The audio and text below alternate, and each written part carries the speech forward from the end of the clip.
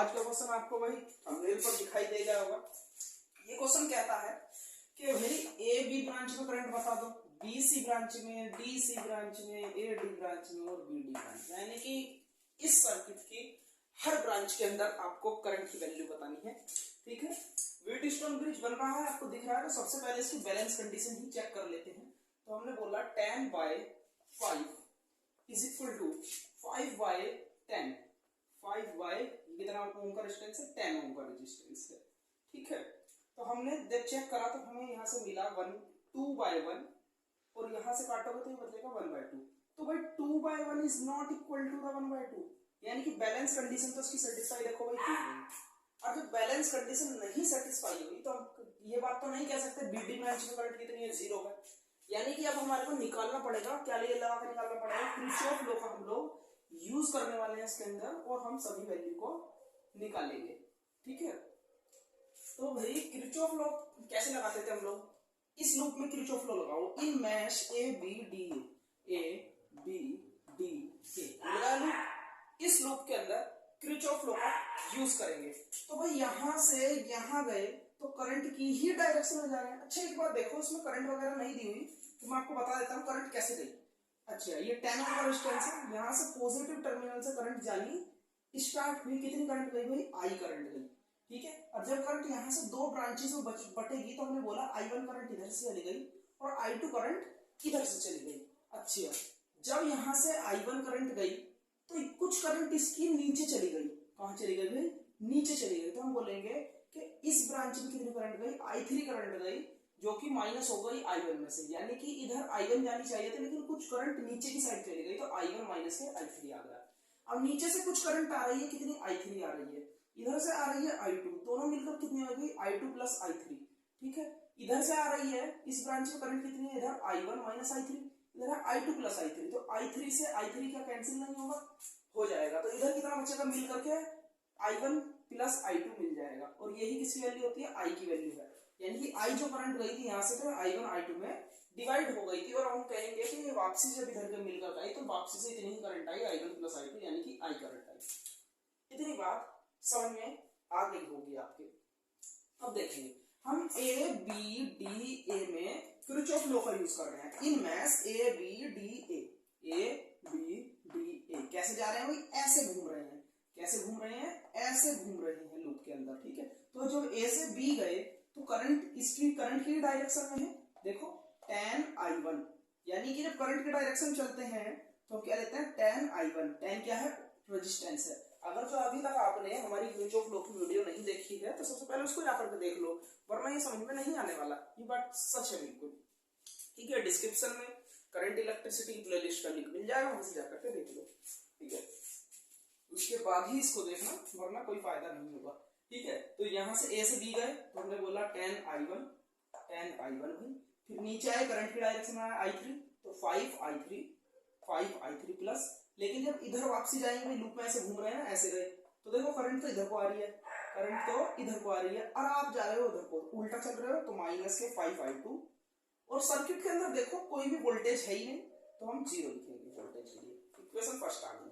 अब देखो second mesh में, in mesh B C D B, कौन सा भाई, बी सी डी बी के अंदर लगा रहे हैं। और कैसे लगाएंगे, लो बी से जब सी चलेंगे हम लोग तो करंट की ही डायरेक्शन में चल रहे हो, यानी कि 5I1 minus I3, 5I1 minus I3। ठीक, अब देखो नीचे की साइड में फिर ऐसे चलेंगे, जब ऐसे चलेंगे तो करंट तो ऐसे चल रही है ऊपर को, करंट तो ऊपर को चल रही है और आप आ रहे हो नीचे को, तो अपोजिट डायरेक्शन हो गई तो माइनस आया। कितना ओम का रेजिस्टेंस है, 10 ओम का रेजिस्टेंस है। करंट कितनी है, I2 प्लस I3। ठीक है, फिर ऊपर की साइड चलोगे, ऊपर की साइड तो देखो करंट तो ऊपर से नीचे आ रही है और आप नीचे से ऊपर को चल रहे हो तो उल्टा चल रहे हो। माइनस के 5 ओम का रेजिस्टेंस है, 5I3 इक्वल टू 0, क्योंकि फिर से कोई भी बैटरी नहीं है। इसको सोल्व करोगे 5I1 माइनस 5I3, ठीक है, माइनस 10I2, फिर ये minus multiply two minus 10I3 और ये माइनस 5I3 ऐसे ही था पहले से। ठीक है, अब देखना ध्यान से, I1 5 और अच्छा 5I1 एक ही है तो 5I1 रहेगा। I3 का कितने में, I3 देखो ये माइनस और ये भी माइनस, तीनों माइनस के हैं, तो 5i3 माइनस 10i3 15i3 फिर माइनस 5i3, तो कितना हो गया भाई 20i3 हो गया। और i2 देखो, i2 भी एक ही है, तो माइनस के 10 i2 इक्वल टू 0। ये सेकंड इक्वेशन हमारे पास बन चुकी है, ठीक है, इक्वेशन बन चुकी है। अब थर्ड हमारे को एक लूप और लेना पड़ेगा इसमें। मैंने आपको कितनी बार बताया जब मैं थ्योरी करा रहा था कि किरचॉफ लॉ के क्वेश्चन में अगर जो तीन वेरिएबल हो, किरचॉफ लॉ को कोई सा भी इक्वेशन बन रही हो, अगर किसी इक्वेशन में तीन वेरिएबल हो, 1 2 3, देखो i1 i3 i2, ठीक है, अगर ये तीन वेरिएबल की इक्वेशन बन रही हो तो उनको सोल्व करने के लिए आपके पास इक्वेशन भी तीन होनी चाहिए, ठीक है। अभी तो दो इक्वेशन बनी, तो मेरे को तीन इक्वेशन बनानी पड़ेगी, यानी कि एक इक्वेशन और बनानी पड़ेगी। तो मैंने लगा दिया भाई ए बी सी ई, इसको ई बोल दिया मैंने, ईएमएफ को ए डी सी ई, और वापसी घूम कर आए एक बार, तो ये एक लूप बन रहा है, ये पूरा एक लूप बन रहा है, ठीक है। तो मैंने लगा दिया, आप ऐसे नहीं ऊपर भी लगा सकते हो, ऐसे गए ऐसे गए ऐसे गए ऐसे गए ऐसे गए, जैसे भी लगाना चाहो। मैंने नीचे से लगा दिया, ठीक है, क्योंकि बुकों में नीचे से लगा हुआ है, इसलिए मैंने भी नीचे से लगा दिया, जनरल सी बात है, ठीक है। तो किसमें लगाया, ए मीन मैथ्स ए डी, ए से गए डी, फिर डी से गए सी, फिर सी ई, फिर सी से गए भाई ई, ये रहा ई, फिर ई से गए ए, ई से फिर गए भाई ए, ये तो लूप कंप्लीट हो गया। अब इसके अंदर लगा रहे हैं तो ए से जब डी जाएंगे तो करंट की डायरेक्शन चल रही है, तो यानी 5i2, फिर देखो इधर गए ऊपर की साइड में, तो 10i2 प्लस i3, ठीक है। फिर नीचे आए कुछ नहीं मिला, इधर आए तो देखो यहां से जो करंट जा रही है, यहां से निकल करके वो जा रही है आई, जो किसके इक्वल है, i1 प्लस i2 के इक्वल है। आई किसके इक्वल है भाई, i1 प्लस i2 के इक्वल है, और रेजिस्टेंस कितने का है 10 ओम, तो 10i1 प्लस 10i2 बोल दिया मैंने, ठीक है, ठीक है। अब यहाँ आए वापसी घूमकर कुछ नहीं मिला, इक्वल टू 10 क्यों आ गया, इक्वल टू 10 इसलिए आ गया, देखो यहाँ तो कोई बैटरी नहीं है, यहाँ भी कोई बैटरी नहीं, फिर इधर चले कोई बैटरी नहीं, फिर इधर चले, यहाँ पर बैटरी मिल रही है हमारे को, जो कि इधर से पड़ रही है, हम इधर को जाना चाह रहे हैं, तो ये नेगेटिव से पॉजिटिव है, और जब हम बैटरी के नेगेटिव से पॉजिटिव चलते हैं तो हमेशा पॉजिटिव लेते हैं। और कितने ईएमएफ की बैटरी है, 10 वोल्टेज की बैटरी है, तो हमने 10 ले लिया, ठीक है। अब इसको सोल्व करेंगे, 5i2 ऐसे ही रहा, 10i2 फिर 10 की multiply 10i3 plus 10i1 plus 10i2 equal to 10, ठीक। अब इसको सोल्व करेंगे, देखो i2 कितने हैं, एक i1 देखेंगे सबसे पहले, i1 ये रहा, और कोई i1 नहीं है, तो देखो इसको ऐसे ही हमने उठा कर रख दिया। फिर i2 देखो, एक i2 ये रहा, एक i2 ये रहा, तो और एक ये रहा, 10 20 30 5 25 i2 हो गया, और i3 देखो एक ही है, तो 10i3 हो गया, इक्वल टू 10 था, ये हो गया। तो इक्वेशन थर्ड बन गई हमारी, क्या बन गई, इक्वेशन थर्ड हमारी बन चुकी है। अब सोल्व करेंगे on solving equation first and third. अब फर्स्ट और थर्ड को देखो, है ना, देखो इक्वेशन फर्स्ट के अंदर 10i1 और इक्वेशन थर्ड के अंदर 10i1, तो ये मैं सोल्व करूंगा तो कैंसिल हो जाएगा। तो इक्वेशन थर्ड को हमने फर्स्ट को सबसे पहले लिखा 10i1 प्लस के 5i3 माइनस के 5i2 इक्वल टू 0 था, इक्वल टू 0 कर दिया। अब ये वाली इक्वेशन को हमने लिखा नीचे 10i1, लेकिन i3 के नीचे i3 लिखेंगे, तो i3 कहाँ है, यहाँ पर, तो 10i3 प्लस 25i2 इसको सोल्व करो। देखो एलिमिनेशन मेथड कहता है कि भाई यहाँ पर अगर ये पॉजिटिव है तो इसको नेगेटिव कर दो, पोलैरिटी चेंज कर दो, पॉजिटिव नेगेटिव हो गया, पॉजिटिव नेगेटिव हो गया, ठीक है। तो नेगेटिव और ये हो गया पॉजिटिव, तो कैंसिल हो गया, ये नेगेटिव 10 ये 5 पॉजिटिव, तो माइनस के 5i3 आ गया, क्योंकि 10 बड़ा है, माइनस साइन आ गया, ये माइनस और ये भी माइनस, तो माइनस माइनस प्लस, यानी कि माइनस के 30i2 इक्वल टू, ये माइनस हो जाएगा, ये माइनस के 10 हो गया, ठीक है। और यहाँ से -5 कॉमन ले लो, कितना कॉमन ले लो, -5, तो -5 कॉमन लेंगे तो यहाँ बचेगा i3, माइनस के यहाँ बचेगा 6i2 इक्वल टू -10, तो माइनस से माइनस कैंसिल, 5 से 10 गया तो 2 बच गया, अब 5 से 10 गया तो 2 बच गया, इक्वेशन फोर्थ बन गई हमारी, एक और इक्वेशन बन गई, ठीक है। अब एक बात देखना ध्यान से, एक और इक्वेशन बन गई, नाउ 2 इंटू इक्वेशन सेकंड में तो 2 की मल्टीप्लाई करो, कहाँ रही है, इसमें 2 की मल्टीप्लाई करो पूरे के अंदर, ठीक है। और जैसे ही आप देखो इसके अंदर 2 की मल्टीप्लाई करोगे तो इसको किससे, सोल्विंग विद थर्ड, 2 की मल्टीप्लाई करके थर्ड के साथ सोल्व करो। तो हमें क्या करना होता है एलिमिनेशन मेथड के लिए, एक वेरिएबल सेम करना होता है। तो देखो जब इसमें 2 की मल्टीप्लाई करोगे तो कितना हो जाएगा, 2 into 5 यानी कि 10i1 हो जाएगा, और देखो tan i1 इसके अंदर है, tan i1 इसके अंदर है थर्ड इक्वेशन के अंदर, तो यानी कि यहां से भी i1 कैंसिल हो जाएगा, ठीक है, यहां से भी ये कैंसिल हो जाएगा सेकंड इक्वेशन के साथ में। तो 2 की मल्टीप्लाई करिए मैंने इसमें, देखो 5i1 तो कितना होगा 10i2 होगा 2 की मल्टीप्लाई करके, ये माइनस के 20 था, ये माइनस के 40 होगा 2 की मल्टीप्लाई करके, ये माइनस के 10 था, ये माइनस के 20 होगा 2 की मल्टीप्लाई करके, इधर 0 था, 0 में किसी की मल्टीप्लाई करो कोई फर्क नहीं पड़ता है। थर्ड इक्वेशन क्या थी, ये रही 10i1 10i3, i3 पहले लिख रखा है हमने पहले से, तो i3 पहले लिख दिया, प्लस के 25i2 इक्वल टू 10 था 10 लिख दिया।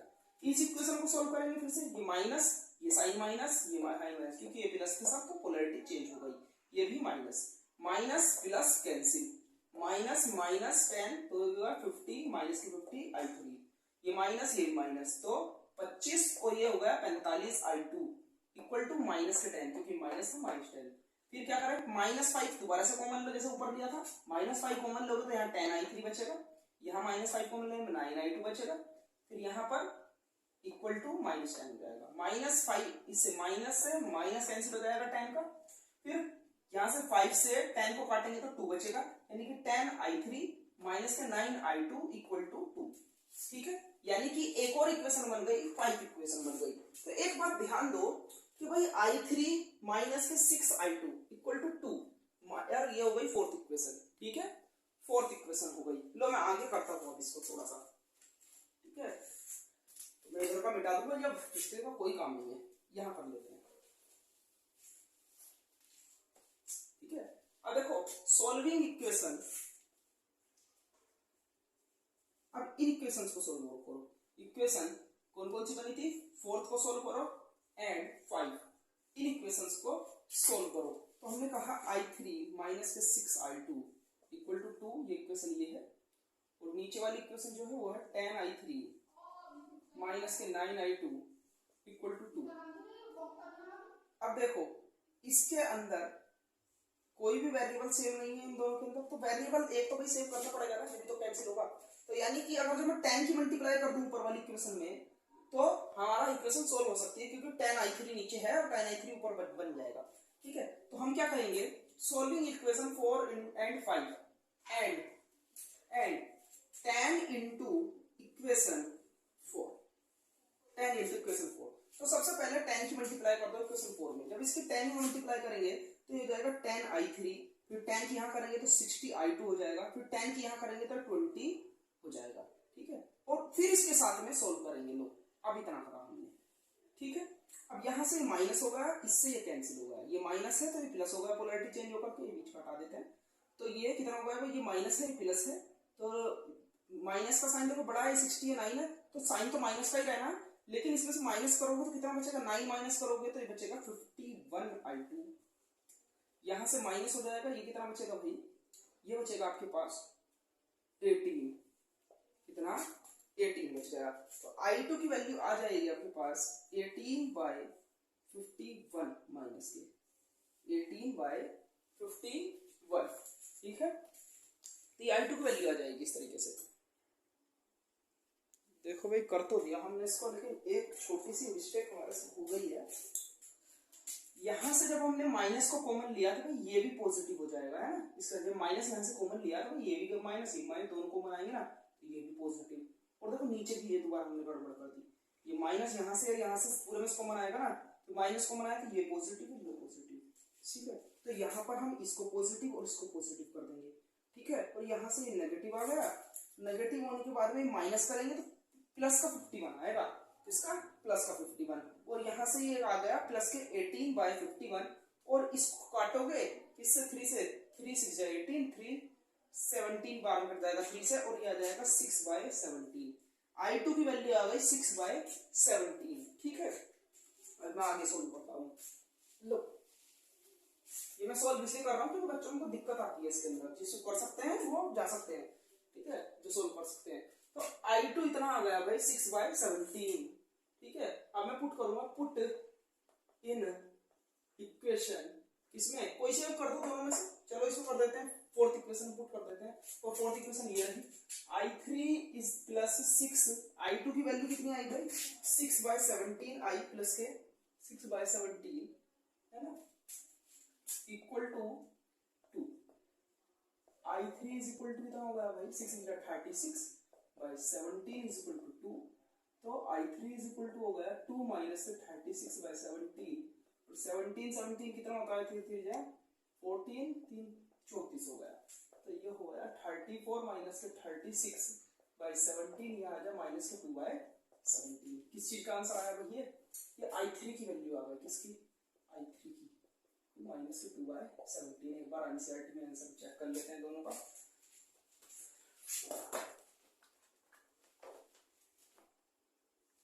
तो भाई I3 करंट किसमें है? BD में। BD का आंसर कितना आ रहा है?